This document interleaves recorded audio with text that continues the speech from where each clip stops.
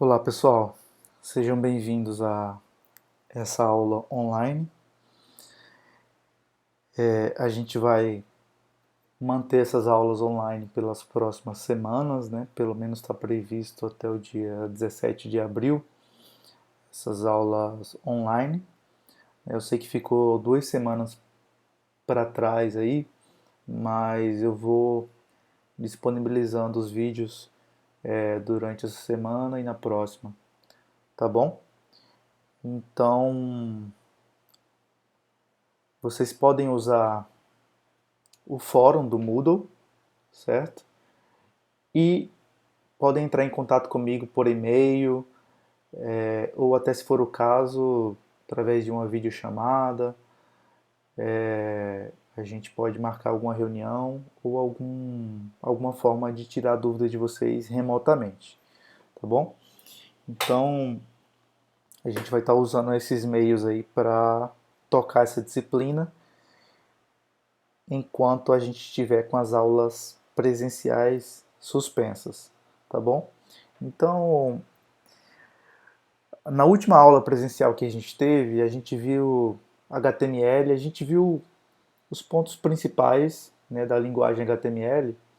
É apenas um último trecho que ficou faltando com relação às APIs do HTML5, por exemplo, API de renderização de vídeo, né, de play de áudio, desenhos e tudo mais, que são poucos slides. Basicamente tem alguns exemplos lá de como que a gente manipula o HTML usando o JavaScript, né? A gente viu que o HTML, na verdade, é apenas uma linguagem de marcação, né? E quem implementa essas funcionalidades do HTML são os navegadores, né? São os browsers. Então, por mais que o HTML5 tenha play de vídeo, de áudio, possibilite fazer desenhos e aquela coisa toda, a gente precisa usar JavaScript em alguns casos para manipular essas APIs, essas funcionalidades que o HTML implementa, sendo que no final das contas quem vai renderizar isso, né, quem vai implementar isso são os navegadores, certo? Por isso que é importante que o navegador tenha suporte, por exemplo, a uma determinada versão do HTML. Porque a W3C, que é o órgão que regulamenta a web, ele simplesmente define como que o HTML deve ser renderizado, né? Mas quem faz as implementações de fato é o browser, certo? Então, eu vou deixar uma atividade no Moodle só para vocês implementarem aqueles códigos que já estão nos slides, só para vocês terem uma ideia de como que funciona aqueles códigos lá, né? Tem um pouco de código JavaScript para implementar as funcionalidades, né, no HTML5. Só para a gente fechar essa parte de HTML, certo? E na próxima semana a gente vai ver CSS e JavaScript, tá bom? Então, essa aula de CSS eu vou dividir em duas partes. Parte 1, CSS mais básico, e a parte 2, CSS um pouco mais avançado, certo? E depois a gente vai ver JavaScript, tá bom? Então, iniciando de fato o tema da aula de hoje, eu gostaria de introduzir falando que, como mencionei nas aulas passadas, que quando a gente programa para front-end, né, até agora a gente isolou bem essas duas partes. Tem a programação server-side, né, que a gente vai ver depois, que é uma programação em Java, PHP, ou uma linguagem de programação que vai lidar do lado do servidor. E tem as linguagens que são executadas do lado do cliente, né, que não precisam de um servidor, né, para executar. Elas são interpretadas pelo browser. Essas linguagens elas são a JavaScript, HTML e CSS, basicamente essas três linguagens.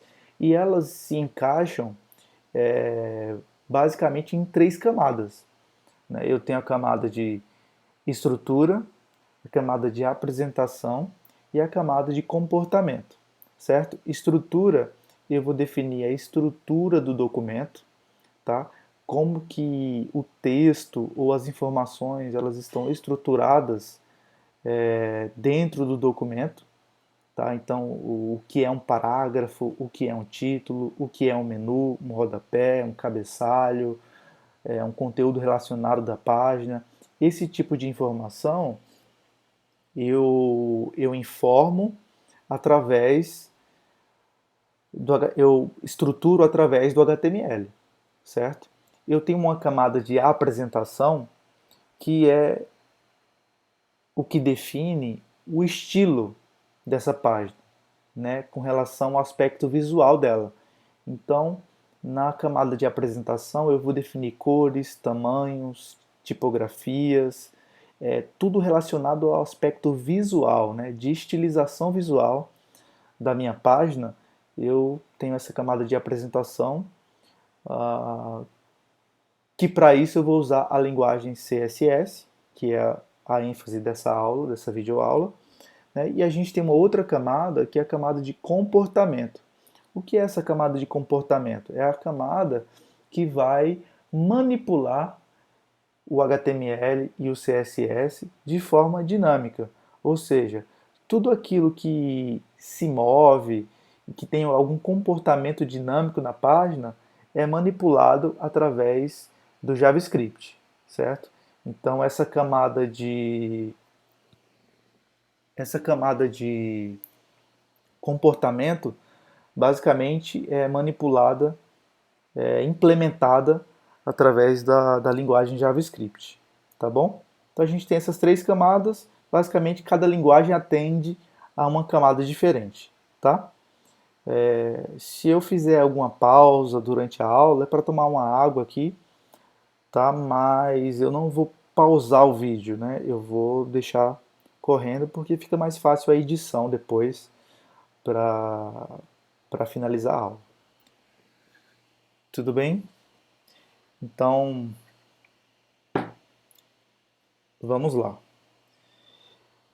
CSS ele vem de um acrônimo, certo? É um acrônimo da palavra em inglês Cascading Style Sheets, que traduzindo é folha de estilo em cascata.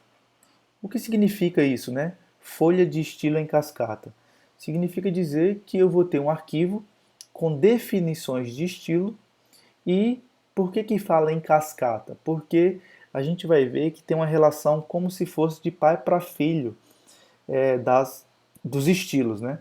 Estilos, eles vão herdando, né, outros estilos que estão em uma camada superior, em uma definição superior nesse documento. Então, eu vou entrar em mais detalhes quando a gente tiver passando esses slides, tá bom?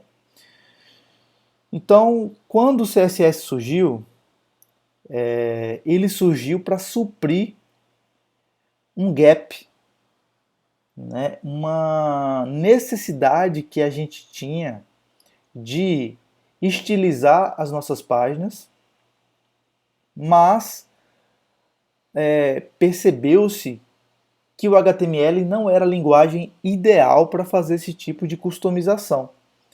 Né? Porque o HTML, se a gente lembrar lá da origem do HTML, quando ele foi pensado, quando ele foi projetado para organizar documentos, né, científicos, para implementar essa ideia de não linearidade, né, de uma leitura. Né? Você pode pular essa navegação através de diversos nós de navegação. Né? Então é um conceito, né, que foi criado lá por Tim Berners-Lee, né, que a gente viu. Mas inicialmente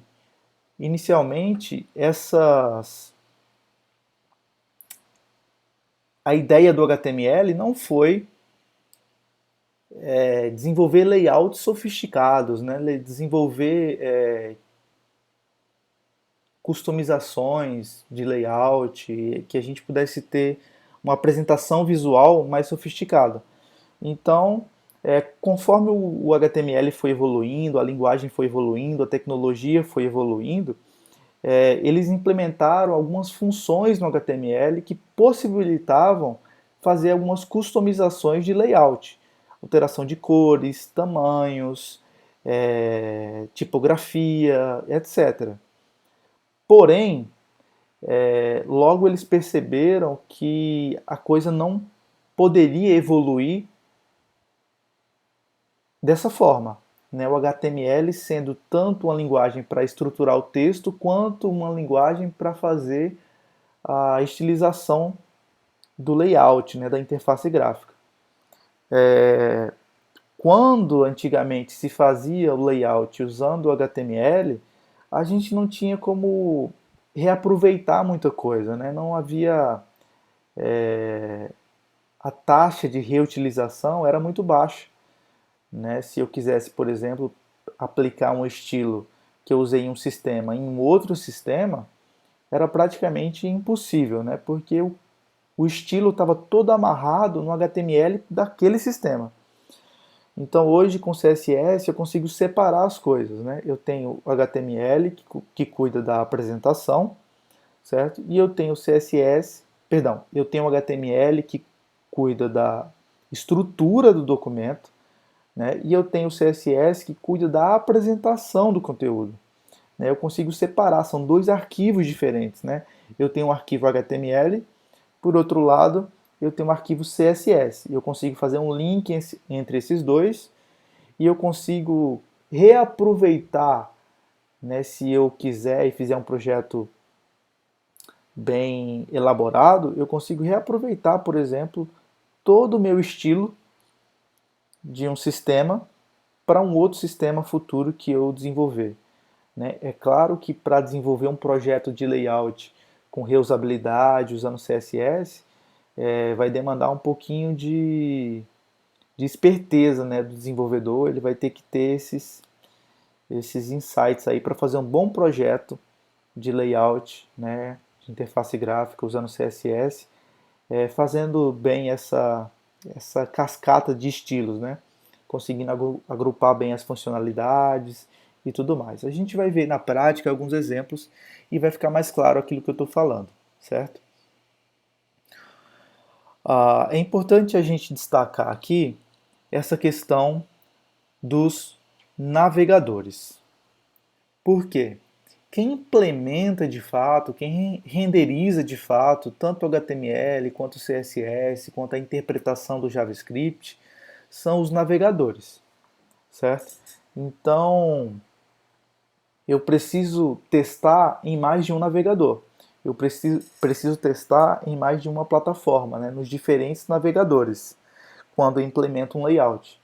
Porque existem diferentes plataformas, né, de navegadores com versões diferentes e eu preciso testar muito bem em diferentes plataformas para que não haja nenhuma diferença na renderização do meu layout, certo? Então, apenas alguns pontos que eu quero destacar aqui que a gente pode controlar através do CSS. Por exemplo, eu consigo selecionar primeiro e último elemento através do CSS, selecionar elementos ímpares e pares, por exemplo, selecionar elementos específicos de um determinado grupo de elementos, colocar gradiente em textos e elementos, bordas arredondadas, sombras em textos, manipulação de opacidade, né, que é aquele atributo alfa, onde eu consigo dar transparência aos elementos, controle de rotação, controle de perspectiva, né, que às vezes dá aquele efeito 3D. Eu consigo fazer também animação de alguns elementos, certo? E eu consigo estruturar o código HTML independente de sua posição. Eu consigo estruturar os elementos independente da posição deles no código HTML. Eu vou dar um exemplo. A gente tem um rodapé que está implementado lá no finalzinho do código HTML. Sem o CSS, esse rodapé ele iria ser apresentado, renderizado na tela no final da página, né? Porque sequencialmente ali no código ele está lá no final. Mas com CSS eu consigo estruturar ele e ele não precisa obedecer à posição do código HTML, né? Porque eu consigo, através do CSS, se eu quiser, jogar ele lá no topo, por exemplo. Consigo colocar ele lá como o cabeçalho da minha página. Então, assim, aqui são alguns exemplos de aplicação do CSS. Como que eu defino uma estrutura de CSS básica? Então aqui é só para introduzir, né? Para a gente ter uma ideia. Eu tenho nessa parte aqui o seletor, os seletores, certo? Que pode ser o nome da tag, pode ser o nome da classe ou ID, e aqui uma extensão, que pode ser, por exemplo, uma ação que o usuário executa. Vou dar um exemplo mais claro. Aqui, nesse primeiro exemplo, a.read, hover. O que eu estou falando aqui? Eu estou falando que na tag a, que tem a classe read, quando o usuário passar o mouse em cima, hover, eu vou aplicar um determinado estilo, certo? Então aqui basicamente é o seletor, certo? Nesse caso aqui, .read, eu estou selecionando apenas uma classe. .read, eu estou selecionando todos os elementos que tem a classe chamada read. Quando eu coloco um ponto e o nome da classe, eu estou definindo uma classe. Se eu tenho esse símbolo aqui, ó, jogo da velha, eu tenho um ID. Ambos são seletores. A diferença é que class eu posso ter vários elementos com a mesma classe em uma página. Quando eu falo de ID, eu vou ter um ID, vou precisar atribuir um ID único para elementos que eu deseje identificar, certo? Nesse caso aqui, seguinte aqui do label, por exemplo, label é uma tag HTML, é um elemento HTML. Então aqui perceba que eu não coloquei nenhuma classe, nenhum ID, eu defini apenas label. Se eu colocar apenas label e definir as propriedades, eu estou dizendo que todos os elementos do meu HTML do tipo label vão receber essa estilização. Esse input.read, estou falando o seguinte, que todos os elementos input que tem a classe read vão receber essa estilização. E aqui, para encerrar esses exemplos, eu tenho um jogo da velha body. Significa o quê? Um ID, ou seja, todos os elementos que tiverem o ID body vão receber essa estilização. Tudo bem?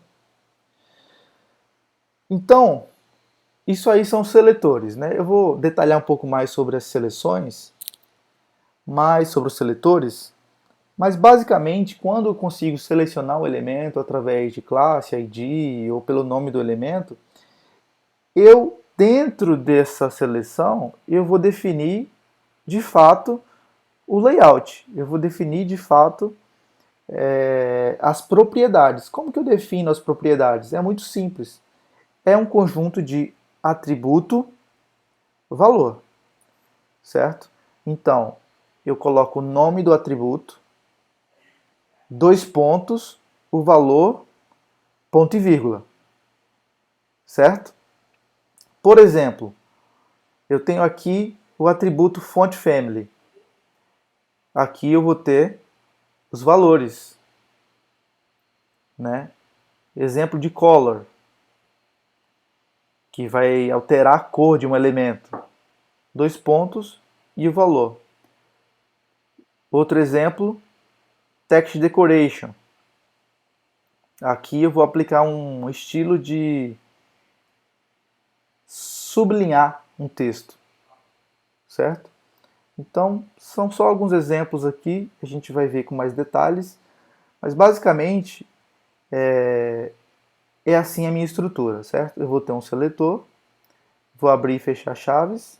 Dentro das chaves, eu vou ter um conjunto de atributos valores, certo? Aqui eu defini fonte, cor e uma decoração do texto.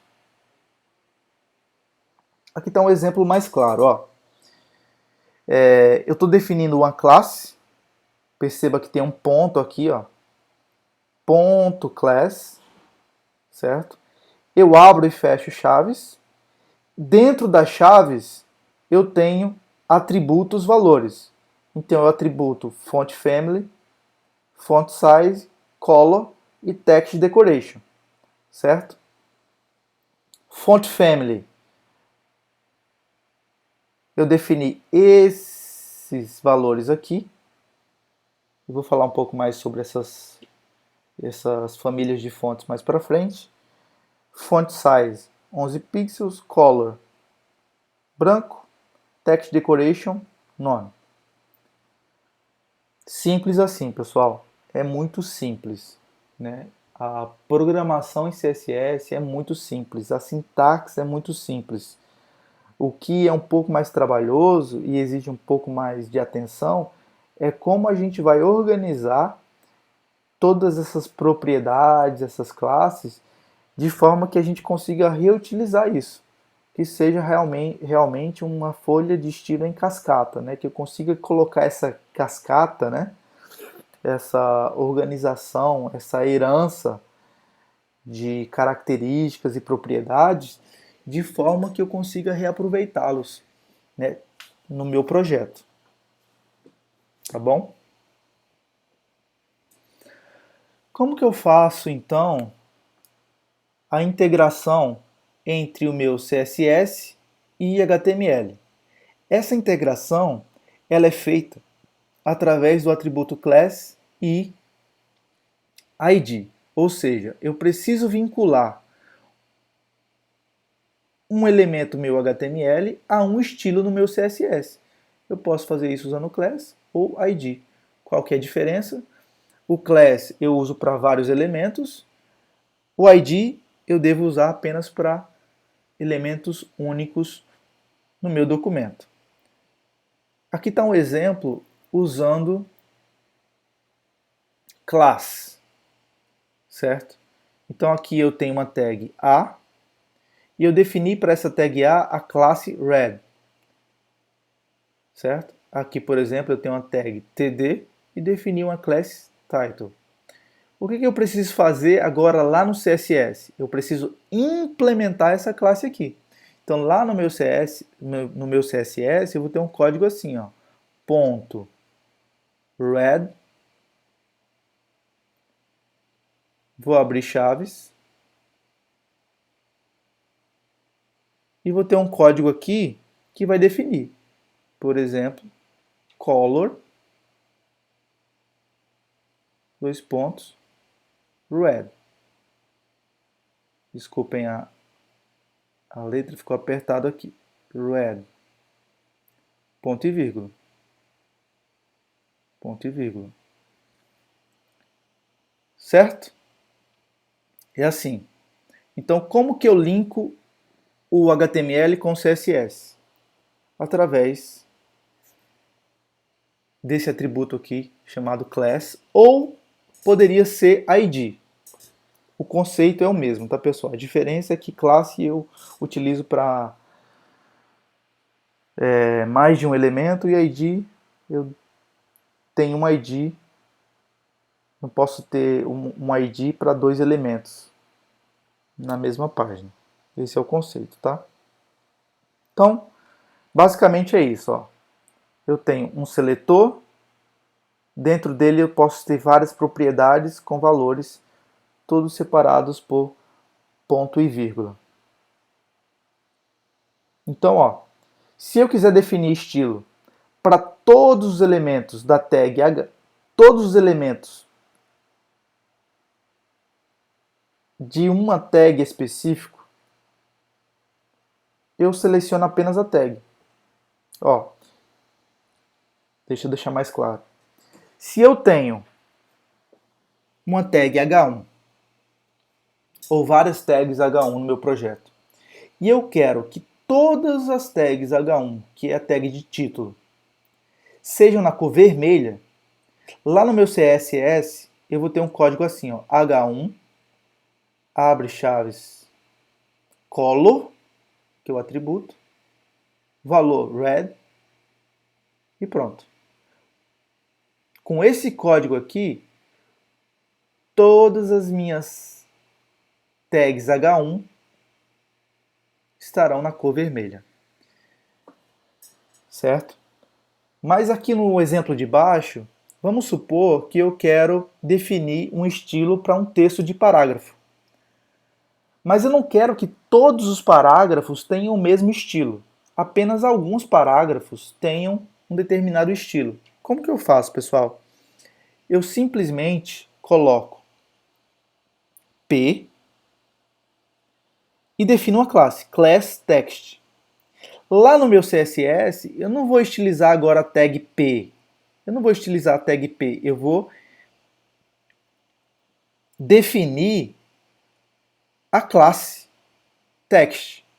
Então aqui eu vou criar uma classe text e vou definir os atributos e valores. Tudo bem, pessoal? Além das classes, eu posso ter os IDs. Como que eu faço? Da mesma forma que eu faço com o ID, ó. Com um class, eu defino o atributo ID, atributo valor, certo?